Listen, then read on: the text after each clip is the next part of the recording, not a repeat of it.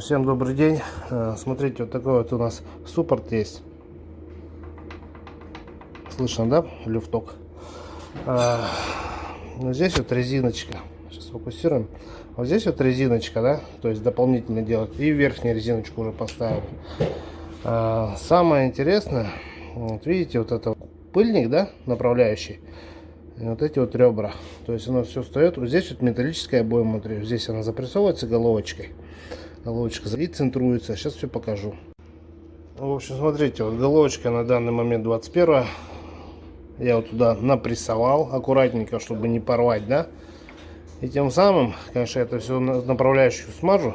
Тем самым, смотрите, все, он плотненько туда начинает заходить. Вот плотненько. Еще он сюда должен надеться. То есть, все, сейчас люфта нет. Люфта нет. То есть, у кого суппорта накаляет, брякают, да, то есть, вот, поможет, я думаю, вам.